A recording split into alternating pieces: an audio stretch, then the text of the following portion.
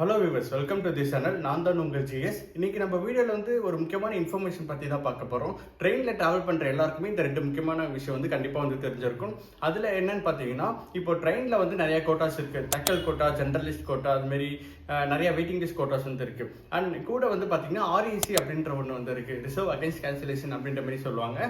So அந்த REC ticket கிடைச்சா நமக்கு அது கன்ஃபார்ம்டு பர்த் கிடைக்குமா கிடைக்காதா, அண்ட் இப்போ அதை நம்ம கேன்சல் பண்ணால் நமக்கு எவ்வளோ ரீஃபண்ட் வரும், நமக்கு அந்த ஆர்இசி டிக்கெட்டில் ஆஃப் பர்த் கிடைக்குமா இல்லை ஃபுல் பர்த் கிடைக்குமா அப்படின்ற டீடைல்ஸ் எல்லாமே பற்றி நம்ம பார்க்க போகிறோம். அண்ட் அதுக்கப்புறம் ப்ரிஃபர்டு கோச் அப்படின்ற ஒரு ஆப்ஷன் இருக்கும். நம்ம ரயில்வே ஆப்பில் டிக்கெட் புக் பண்ணுறப்போ அந்த பேசஞ்சர் டீடைல்ஸாக ஃபில் பண்ணுவோம் பார்த்தீங்களா, அதில் அடிஷனல் ப்ரிஃபரன்ஸ் அப்படின்னு ஒரு ஆப்ஷன் இருக்கும். அதுக்கு கீழே book if confirmed births R allotted அப்படின்ற ஒரு ஆப்ஷனும், and consider for auto upgradation அப்படின்னு இன்னொரு ஆப்ஷனும் இருக்கும். அதுக்கு கீழே பார்த்தீங்கன்னா ப்ரிஃபர்டு கோச் நம்பர் அப்படின்ற ஒரு ஆப்ஷன் இருக்கும். ஸோ இந்த ப்ரிஃபர்டு கோச் நம்பர் எப்படி எஃபெக்டிவாக யூஸ் பண்ணுறது அப்படின்றது பார்க்க போகிறோம். ஸோ இந்த கோச் நம்பர் ஒரு முக்கியமான ரெண்டு இன்ஃபர்மேஷன் இருக்கு. ஸோ இந்த இன்ஃபர்மேஷன் உங்களுக்கு தெரிஞ்சிச்சு அப்படின்னா உங்களுக்கு ரொம்பவே யூஸ்ஃபுல்லாக இருக்கும். அடுத்த தடவை நீங்கள் போகும்போது இந்த விஷயம் ட்ரை பண்ணி பாருங்க. ஸோ அதுக்கு முன்னாடி இந்த மாதிரி ரெகுலராக ரயில்வே அப்டேட்ஸ் வேணும் அப்படின்னா மறக்காம நம்ம சேனலை சப்ஸ்கிரைப் பண்ணிக்கோங்க.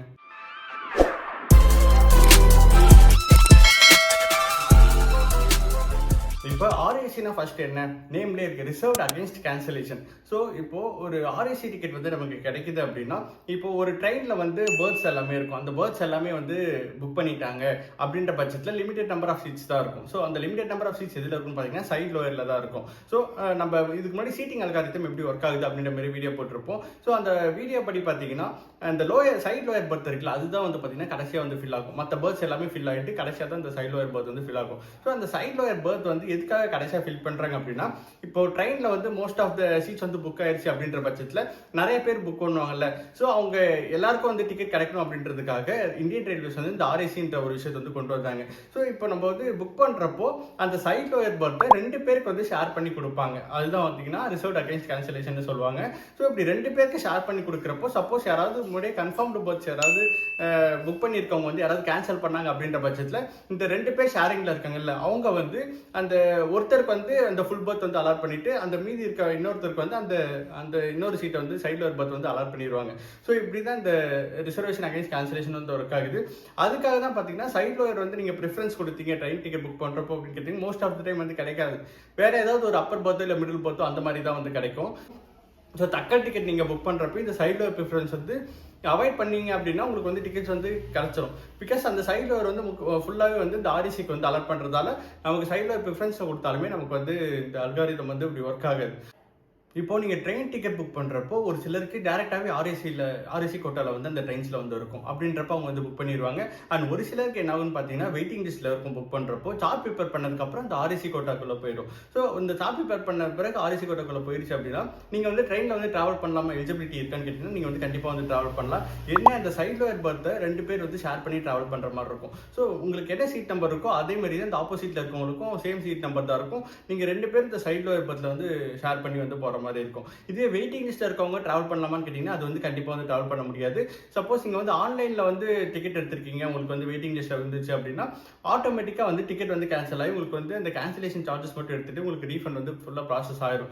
பட் இதுவே நீங்கள் கவுண்டரில் எடுத்திருக்கீங்க அப்படின்னா நீங்கள் டிராவல் பண்ண எலிஜிபிள். ஆனால் ஜென்ரல் கம்பார்ட்மெண்ட்டில் நீங்கள் டிராவல் பண்ணிக்கலாம். அந்த வெயிட்டிங் லிஸ்ட் கவுண்டர் டிக்கெட்டை வச்சு நீங்கள் மற்ற கம்பார்ட்மெண்ட்ஸில் டிராவல் பண்ணக்கூடாது. அப்படி மற்ற கம்பார்ட்மெண்ட்ஸில் நீங்கள் டிராவல் பண்ணீங்கன்னா உங்களுக்கு பெனால்ட்டி டிடி போட்டுருவாங்க. ஸோ இந்த விஷயத்தை தெரிஞ்சு வச்சுக்கோங்க. இதுக்கு முன்னாடி டிக்கெட் புக் பண்ணியிருப்பாங்க பார்த்தீங்க, கன்ஃபார்ம்டு பர்த்ஸ் இருக்குல்ல, ஃபுல் கன்ஃபார்ம்டு பர்த் இருக்கும்.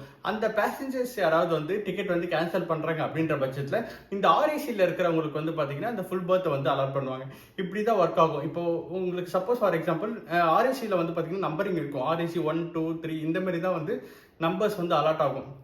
இப்போ ஒருத்தர் டிக்கெட் கன்ஃபார்ம்டு பர்த் இருக்கவங்க கேன்சல் பண்ணுறாங்க அப்படின்னா ஆர்ஏசி 1, 2ல் இருப்பாங்க பார்த்தீங்களா, அவங்களுக்கு அந்த கன்ஃபார்ம்டு பர்த் அலாட் பண்ணுவாங்க. இந்த நம்பரிங் ஆர்டர் பிரகாரம் தான் இந்த ஆர்ஏசி ஃபுல் பர்த்தை கன்வெர்ட் பண்ணுவாங்க. ஸோ உங்களுக்கு நம்பரிங் கம்மியாக இருந்துச்சு அப்படின்னா உங்களுக்கு ஃபுல் பர்த் கிடைக்கிறதுக்கு சான்சஸ் ரொம்பவே அதிகமாக இருக்குது. இதுவே உங்களுக்கு நம்பரிங் ஒரு 45, 50 அந்த மாதிரி இருக்குன்னா உங்களுக்கு சான்சஸ் ரொம்பவே கம்மி. நீங்கள் ட்ராவல் பண்ணல அந்த ஃபுல் ஜேர்னியுமே பார்த்தீங்கன்னா உங்கள் ஆஃப் பர்த் மட்டுமே ஷேர் பண்ணி போகிற மாதிரி இருக்கும். ஃபுல் பர்த் கிடைக்கிறதுக்கு சான்சஸ் ரொம்ப கம்மி. அண்ட் இது எப்பப்பெல்லாம் பார்த்தீங்கன்னா இந்த வீக் டேஸ்லாம் வருது, இந்த வீக்கெண்ட்ஸ்லாம் வருது பார்த்தீங்களா, இந்த வீக்கெண்ட்ஸ், இந்த ஃபெஸ்டிவல் டைம்ஸ், இந்த மாதிரி டைமில் ஆர்ஏசி இருந்துச்சுன்னா உங்களுக்கு ஃபுல் பர்த் கிடைக்கிறது ரொம்பவே கஷ்டம். இதுவே உங்களுக்கு வந்து இந்த ஆர்ஏசி நம்பர்ஸ் வந்து ரொம்ப கம்மியாக இருக்குது, இப்போ 10க்குள்ளே இருக்குது அப்படின்னா உங்களுக்கு வந்து ஃபுல் பர்த் கிடைக்கிற சான்சஸ் வந்து ரொம்பவே நிறையா இருக்குது. பட் இதுவே உங்களுக்கு வந்து ஆர்ஏசி நம்பர்ஸ் வந்து ரொம்பவே அதிகமாக இருக்குது அப்படின்னா உங்களுக்கு வந்து சான்சஸ் வந்து ரொம்பவே கம்மி. ஸோ அதுக்கேற்ற மாதிரி நீங்கள் வந்து பிளான் பண்ணி ட்ரெயின் டிக்கெட் வந்து புக் பண்ணிக்கோங்க. இப்போ இந்த ஆர்ஏசி கோட்டை எந்தெந்த கிளாஸஸ்க்குலாம் வந்து அலாட் ஆகும் அப்படின்னு பார்ப்போம். இப்போ 3rd கிளாஸ் ஏசியாக இருந்தாலும் சரி, 2nd கிளாஸ் ஏசியாக இருந்தாலும் சரி, ஸ்லீப்பர் கிளாஸ் ஏசியாக இருந்தாலும் சரி, அவங்களுக்குலாம் வெயிட்டிங் லிஸ்ட் இருக்கிற பட்சத்தில் உங்களுக்கு வந்து சார்ட் ப்ரிப்பேர் பண்ணதுக்கு அப்புறமே இல்லை அதுக்கு முன்னாடியே வந்து ஆர்ஏசியில் வந்து போகிறதுக்கு சான்சஸ் வந்து நிறையவே இருக்குது. ஸோ இந்த 3 கிளாஸஸ்க்கும் ஃபர்ஸ்ட் கிளாஸ் அந்த எக்ஸிக்யூட்டிவ் கிளாஸஸ்க்கு வந்து பார்த்தீங்கன்னா இந்த ஆர்ஏசி ஆப்ஷன் வந்து கிடையாது. இந்த 3 கிளாஸஸ்க்கு மட்டும்தான் வந்து இந்த ஆர்ஏசி வந்து ஒர்க் ஆகும். ஸோ அதுக்கப்புறம் இப்போ நீங்கள் வந்து சார்ட் ப்ரிப்பேர் பண்ணுறீங்க அப்படின்னா அதுக்கப்புறம் வந்து கண்டிப்பாக வந்து நீங்கள் வந்து பிஎன்ஆர் நம்பர் வந்து செக் பண்ணி நமக்கு வந்து ஆர்ஏசி டிக்கெட் கிடைச்சிருக்கா இல்லை ஃபுல் கன்ஃபார்ம் பஸ் கிடைச்சிருக்கா அப்படின்றது வந்து நம்ம வந்து செக் பண்ணணும். அண்ட் முன்னாடி தான் இந்த சார்ட் ப்ரிப்பரேஷன் டைம் 4 hours முன்னாடி இருந்துச்சு. இப்போ வந்து பார்த்தீங்கன்னா 8 hours முன்னாடியே வந்து சார்ட் ப்ரிப்பரேஷன் பண்ணிடுவாங்க. ஸோ அதுக்கேற்ற மாதிரி நீங்கள் பிளான் பண்ணிக்கலாம். சப்போஸ் உங்கள் பர்த் வந்து கன்ஃபார்ம்டு பர்த் இருந்துச்சுன்னா நீங்கள் ட்ராவல் பண்ணிக்கலாம். சப்போஸ் ஆர்ஏசியாக இருந்துச்சு அப்படின்னா நீங்கள் வந்து பர்த் ஷேர் பண்ணி போகிற மாதிரி இருக்கும். நீங்கள் வந்து ட்ராவல் பண்ணலாமா இல்லையா நீங்கள் யோசிச்சு இல்லை அதர் ஆப்ஷன் இருக்கா அப்படின்னு சொல்லிட்டு நீங்கள் பார்க்குறதுக்கு பார்த்தீங்கன்னா இந்த 8 hours நீங்கள் வந்து டெசிஷன் வந்து எடுத்துக்கலாம். சரிப்பா, இப்போ எனக்கு வெயிட்டிங் லிஸ்ட்டில் இருந்துச்சு, சார்ட் ப்ரிப்பரேஷன் ஆயிடுச்சு, அப்போ அதுக்கப்புறம் எனக்கு வந்து ஆர்ஏசி வந்து கிடைச்சிருக்கு, இப்போ நான் கேன்சல் பண்ணால் எனக்கு ரீஃபண்ட் வருமா அப்படின்னு சொல்லிட்டு டவுட் இருக்கும் உங்களுக்கு. நீங்கள் ட்ரெயின் கிளம்புறதுக்கு 1/2 hour முன்னாடி வரைக்கும் நீங்கள் வந்து இந்த ஆர்ஏசி டிக்கெட் வந்து கேன்சல் பண்ணலாம். உங்களுக்கு வந்து இந்த எலிஜிபிள் இருக்குது.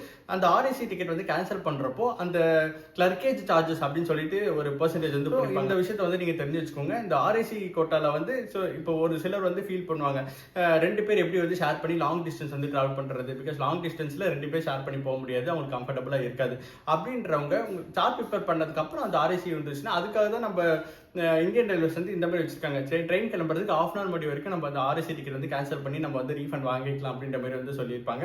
மற்ற டிக்கெட்ஸ் வந்து அப்படி கிடையாது. நம்ம வந்து சார்ட் ப்ரிப்பேர் பண்ணதுக்கு அப்புறம் கேன்சல் பண்ணிட்டோம் அப்படின்னா நமக்கு வந்து இந்த ரீஃபண்ட் வந்து கிடைக்காது. சரிங்களா?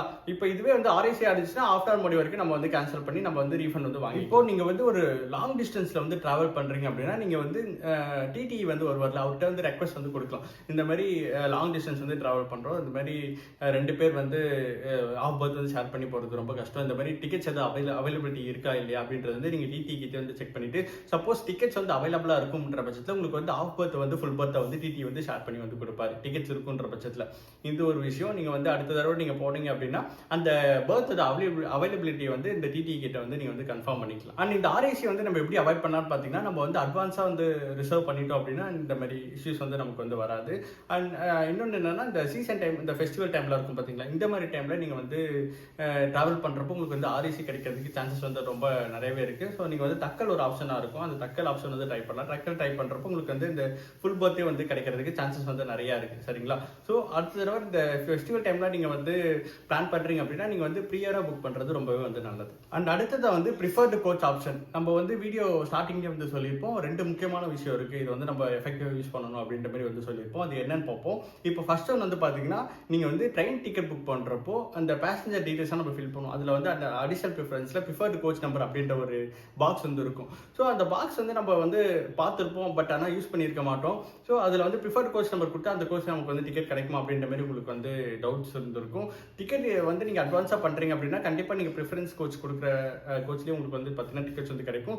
தக்கல் இந்த மாதிரி நம்ம புக் பண்ணுறப்போ இந்த மாதிரி ப்ரிஃபர்டு கோச் கொடுத்தா அது வந்து ஆப்ஷன் வந்து ரொம்ப கம்மி தான். பிகாஸ் தக்கலில் வந்து எங்கெங்கெல்லாம் சீட்ஸ் இருக்கோ அங்கே தான் பார்த்தீங்கன்னா இந்த டிக்கெட்ஸ் வந்து கொடுப்பாங்க, நம்ம கேட்குற ப்ரிஃபர்டு கோச்சில் வந்து கொடுக்க மாட்டாங்க.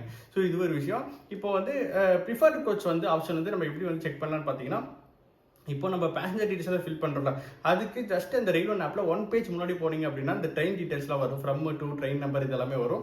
இதில் வந்து ரைட் சைடில் மேலே பார்த்தீங்கன்னா 2 ஐக்கான் வந்து இருக்கும். ஒன்று வந்து இந்த லொக்கேஷன் ஐக்கான் இருக்கும், இன்னொன்று வந்து இந்த ட்ரெயின் ஐக்கான் வந்து இருக்கும். நீங்கள் லொக்கேஷன் ஐக்கானை கிளிக் பண்ணுறீங்க அப்படின்னா உங்களுக்கு வந்து அந்த ட்ரெயின் எங்கேருந்து எங்கே வந்து ட்ராவல் ஆகுது அப்படின்ற டீடைல்ஸ் எல்லாமே வரும். அண்ட் ஒவ்வொரு ஸ்டேஷன் வரப்போ எவ்வளோ டிஸ்டன்ஸ் வந்து கவர் பண்ணுறாங்க, departure time, arrival time, and எவ்வளோ டிஸ்டன்ஸ் வந்து கவர் பண்ணுறாங்க, அண்ட் டே 1 டே 2 டே எவ்வளோ டேஸ் வந்து தாண்டி டிராவல் பண்ணுது இந்த ட்ரெயின் அப்படின்ற டீடைல்ஸும் வந்து பார்த்தீங்கன்னா கொடுத்துருப்பாங்க.